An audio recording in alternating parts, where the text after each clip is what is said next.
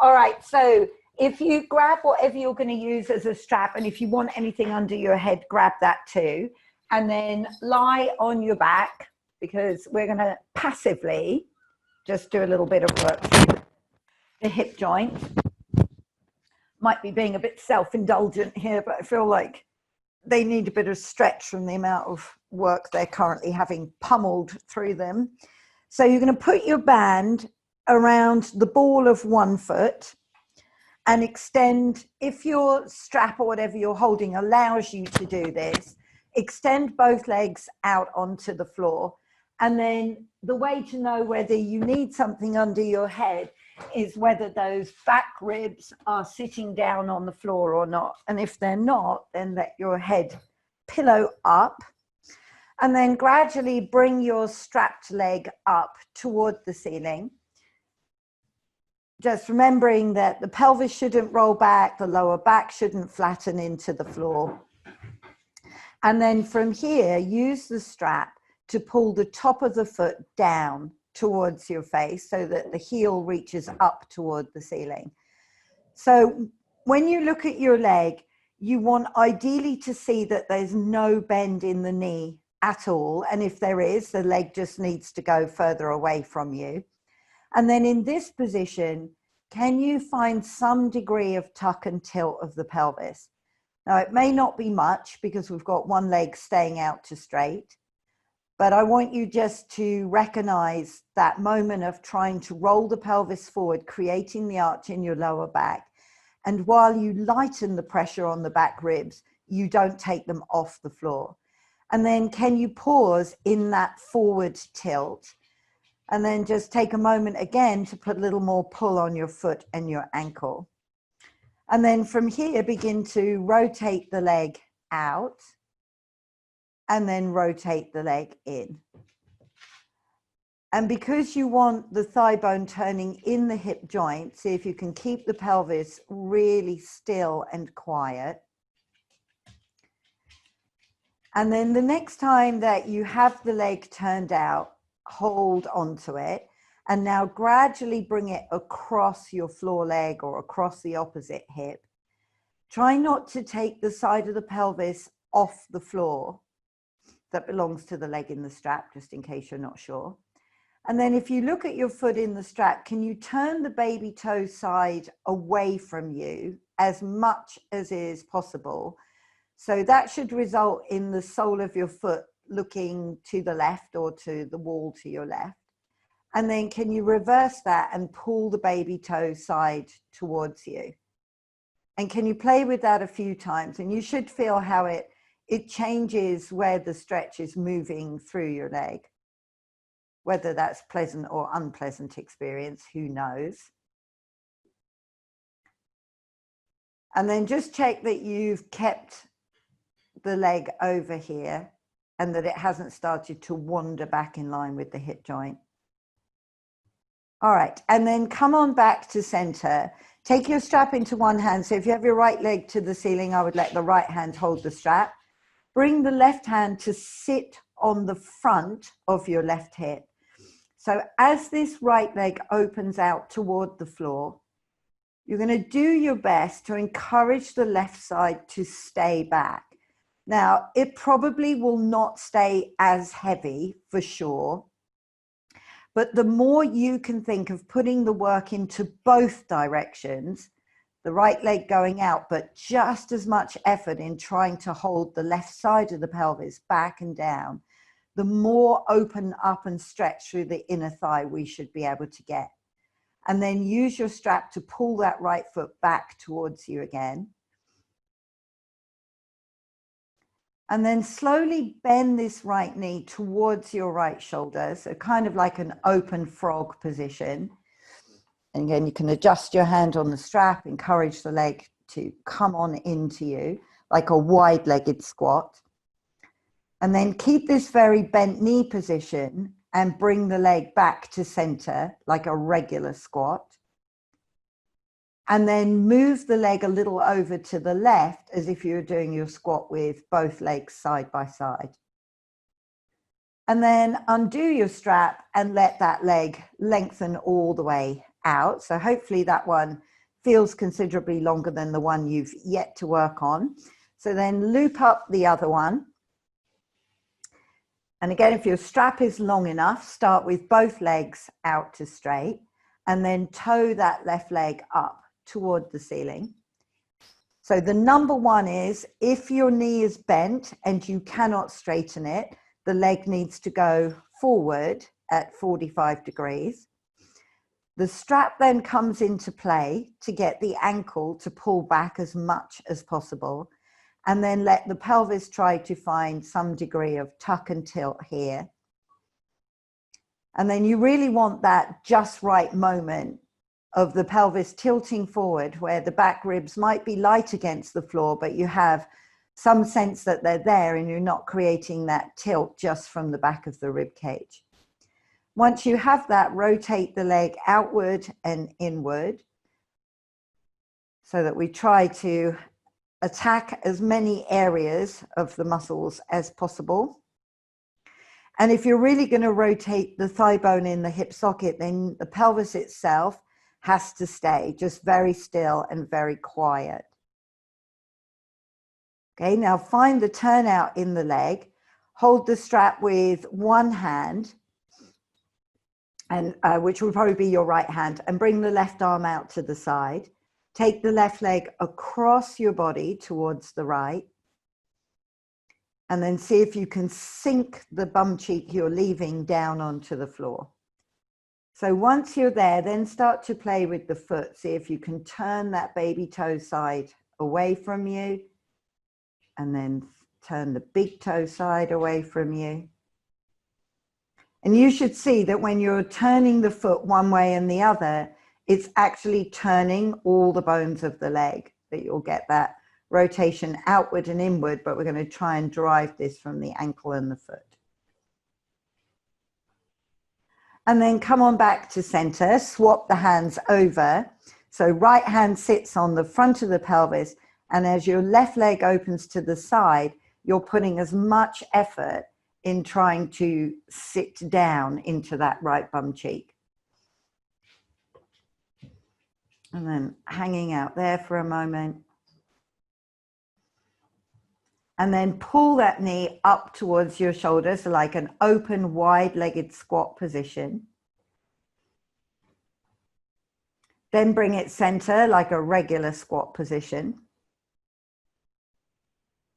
And then move it a little over to the right as if you were squatting with your knees and feet together. All right, and then take the strap and let that release completely. So from here, flip over onto your front and extend the arms and legs out long. Come forward a bit from there. So anytime that you're lying on your stomach, you guys know that you want to check in with making sure that the pubic bone goes heavy, the ribs go light. So kind of just like when you laid on your back, there's a sense that the rib cage has a connection to the floor, but it's not so heavy that you can no longer reference the pelvis at all. With your arms, check the shoulders down away from your ears, so you're broad across the top of your shoulders and your shoulder blades sliding down your back. As you inhale, pick up the opposite arm and leg, look forward and use the 2 points that are on the floor to push yourself up a little bit higher and release down. And then the other opposite comes up. Use the floor limbs to push up higher and release down. Inhale up, release down. Inhale up, release down. So keep going. So remember this week how we've talked about the inhale breath being really the best one when you want to extend and lengthen the spine. Okay, last one here. And come on down. And then from here, we're going to go to everything up and everything down. And if it doesn't feel good on your shoulders or your back, then feel free to come back to the opposite. So as you inhale, everything comes up like a skydiver. Exhale, everything down. Inhale everything up, exhale everything down. And when you come up, you want to look directly forward so that your neck creates a small back bend to help your back out. Last two. And down. And last one, everything up and everything down. And then bring the hands under your shoulders and push yourself up onto all fours, setting your knees directly under your hips and your wrists directly underneath your shoulders. So once you have that positioning, take your right hand, turn it over so the palm is facing up to the ceiling. Slide it through your left wrist and come down onto your right shoulder or as close as you can. When you can't go any further, come straight back up and put that hand back in place, and then swap. The left one goes through and you come up. And I want you just to move from one side to the other and try to get a sense of not letting your bum go backward. So it's going to feel like it sticks up in the air for sure, but there's a real difference between sticking up in the air and sitting back towards your heels. Okay, one more each way. And then when you come back and up onto all fours, stay there.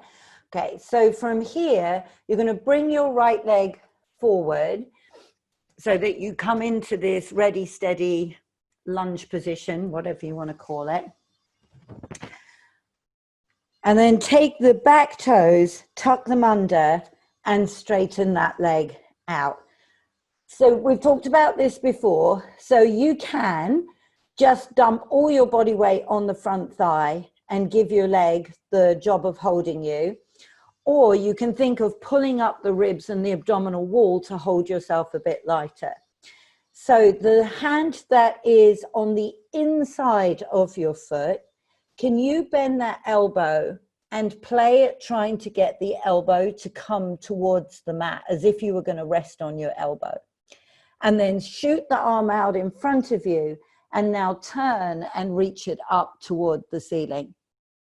Then come on down. Think about putting the elbow on or toward the floor. Reach the arm forward, open up toward the ceiling. So as you play with this, if you're really struggling, it's worth putting something under the right hand, a book if you can reach it, magazine.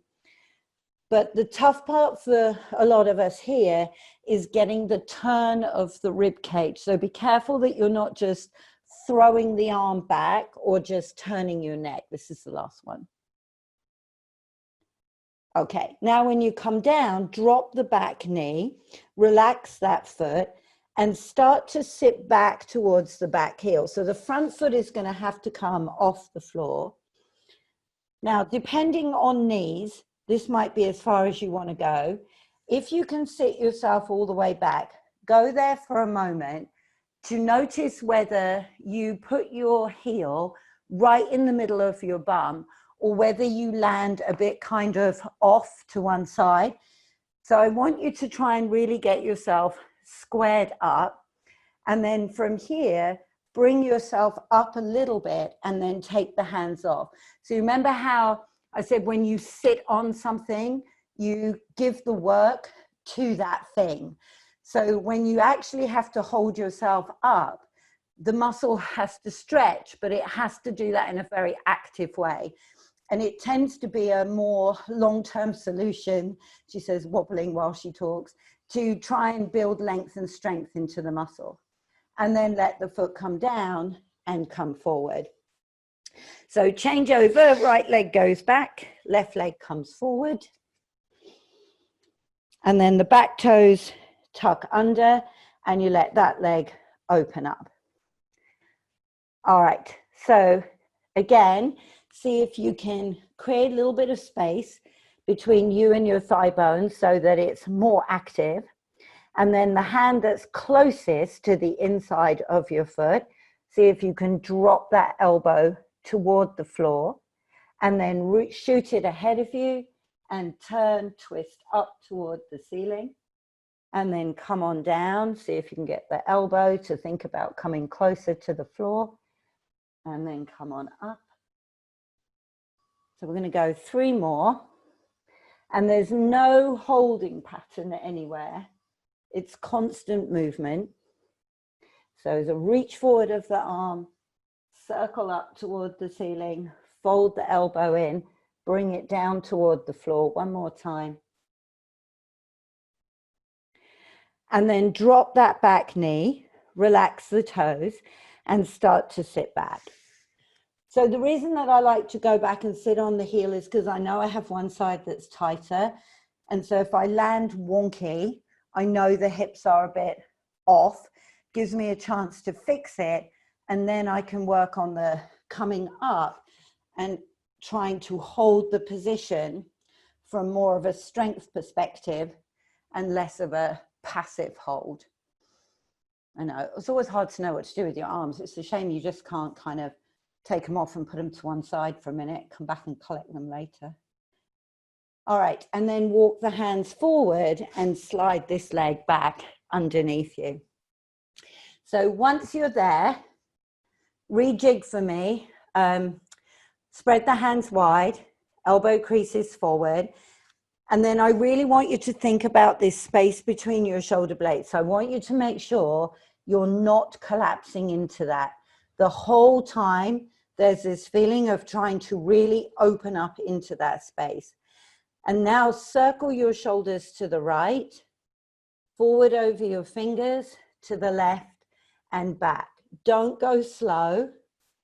Just get your body to move all the way across. And so something in this kind of pre-training, I've been doing that, just really stuck with me yesterday, is sometimes when you feel pain, so like I know a lot of you get a lot of thumb pain and pain on that side of the wrist. Sometimes it's because the other side is really restricted. So can you think of really leaning over into that baby finger side of your hand and really putting some focus and attention way over there to see if we can open up the other side of the hand. Now reverse it. I always like these things that we don't always think about. Okay, now from there, turn the hands 3 o'clock, 9 o'clock, or as best as you can, and then go again here. So wherever you feel restriction, think about the opposite end of that. So maybe if you really feel it in the wrist, you need to get right out over the ends of the fingers. Maybe you just spend so much time over that wrist part that the other end has begun to close down and not really allow this end to open. Reverse your circles. All right, now from here, the one that is a real beggar is turn the hands over and back. Now, if when you do this, the elbows have to bend, that's fine because we can't fix that right now. But if it's just really uncomfortable, then the better thing to do is to walk the knees in slightly and put some slack into the tissue. So it might be enough just to hold this position where you're on the back of the hands and play with trying to straighten the elbows. If it's okay, if it's all bearable for you, then go again with circling around. But I wouldn't recommend the circles until you can get straight arms and until you can, you know, bear to be this way round, and then reverse them. Okay, so come back off, let them rest for a second, and then sit back on your heels, because I think all of you can sit back on your heels. I'm just going to check. Okay, so the toes are long, and there's a heel in the middle of each bum cheek. And from here, I just want you to lean back as far as you can and come forward. Do that a couple of times. It'll take your mind off your hands and your wrists and come forward. And one more. And come forward. Now tuck all 10 toes under This is the not so fun one. And then either, if it's really painful, stay like this on all fours and go backward and forward this way. If you're able to sit up on your heels, sit up on your heels. And if you really want to create some pressure on them, start to lean back and lean forward. So it's a little more weight on the ball of the foot. But take whatever option feels like it would be better for you, because remember, if it's really painful, you often don't get a gain by just pushing into it. Okay, so now from here, come back onto your hands and knees. So spread the hands out, elbow creases go forward, and then take one leg back behind you, tuck the toes under, push out into the heel. Now, just before we whack the other leg out into plank, in plank, you want your bum tucked under. You want really sad dog mode. You do not want a big arch in your lower back. So when you take the other leg out, tuck your bum under, pull your rib cage up, and then that space between your shoulder blades becomes vitally important here, because if you're collapsing and sinking down there, we haven't got the last piece of the puzzle in place. Now think of your shoulders staying over your wrists, but your heels trying to reach back to the floor, so that we can encourage a longer plank, even if we can't get a longer down dog. So if you need to come out of it, come out of it. And if you don't, stay there for 2 more rounds of breath. Tail tucks, ribs up, shoulders over wrists, heels reaching to the floor, and then let the knees come down, relax your toes. Go back into child's pose, rest position. And then once you're sitting back, you choose whether you want your knees wide open or together, whatever feels better for you. Walk both hands to the right. And then slide or walk the left hand. You're trying to imagine you can bring it level with the right one. And then a couple of breaths into that left hand side, into the ribs, the armpit. And then walk the hands over to the left. And then see if you can walk the right hand a little further forward, a little further over, as if it could level up. But keep sitting your right bum cheek back and down. All right, now come forward onto all fours. Tuck all 10 toes under.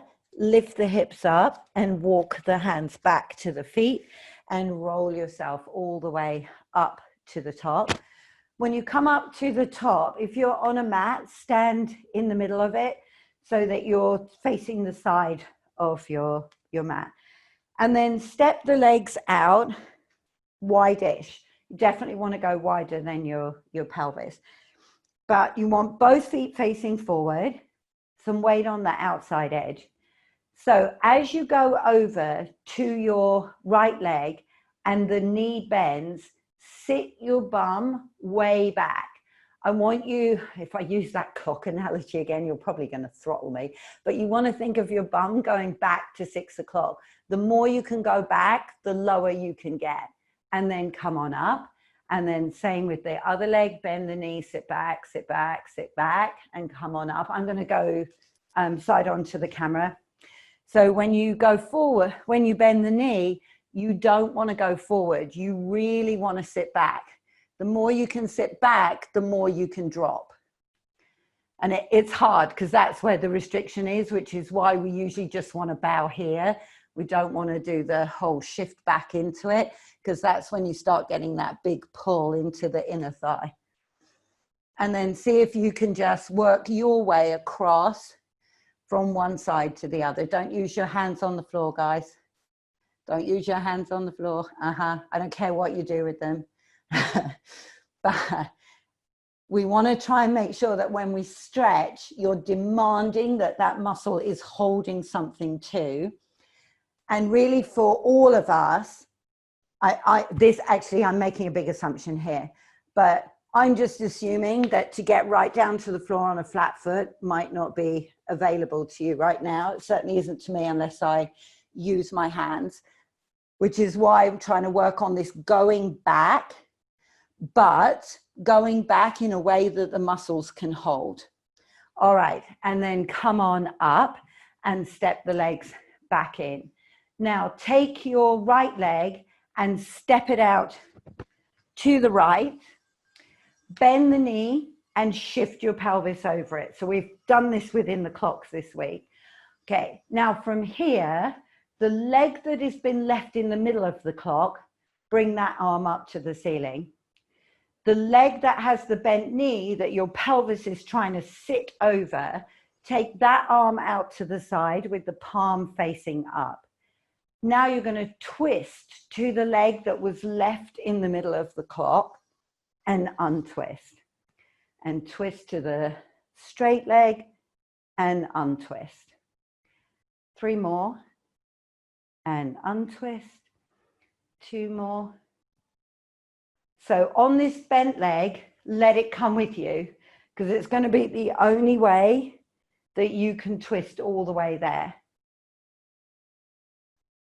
And then come back to center and step back in. Now take your other leg out to the side.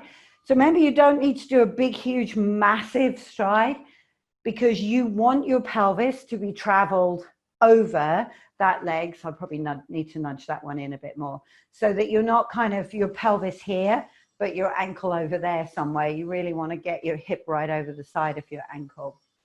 Okay, so whichever is the leg in the middle of the clock, that arm up. Whichever is your bent knee, that arm out to the side. And now you start to twist back towards the center of the clock leg and come home. So as you twist, you let everything go with you. So this week we worked a lot on bringing weight into the outside edge of the foot. Now we're trying to work on getting you to put weight on the inside edge of your foot. And if you've ever sprained an ankle, broken an ankle, you may not want to inhabit that part of your foot, or you may live there all of the time. So we want to go between the two. Last one. And then come back to center. So hopefully you are in a wide leg stride, and if not, put yourself back there. Now find your hip hinge and hinge yourself forward. Send your bum way back behind you. And now if you want to, put your hands on the floor and let your head really hang down. Take a couple of breaths in and out here and ground down into the outside edges of each foot. Try not to toe grip, but to find the big toe, baby toe center of the heel. Okay, so here very passive, the floor helping to hold you. So now taking your time with this, can you start to bring your spine forward and up? So what I'm looking for is a long straight back, crown of the head shooting forward, bum shooting back, and then your arms coming out at shoulder height. From here, take a twist to the right, one arm reaching down, the other arm reaching up, and come center. Take a twist to the left and come center. Twist to the right and center. Exhale, twist. Inhale, home. Exhale, twist. Inhale, home. Exhale, twist. Inhale, home. One more each way. And home. Last one.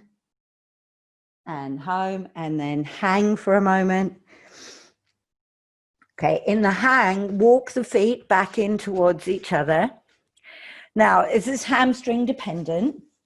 So you may have to have a little bend in your knees to be able to keep your hands on the floor. You may have to take the feet a bit wider to keep the hands on the floor. So play with whatever you have, but firstly, keep the hands on the floor and hang the head down. Take a couple of big breaths into the back of your rib cage. See if you can feel the bones there really expanding. And then begin to find your way up to the top, knees softening. Roll up through the spine. Let the shoulders drop down. And then you guys are done.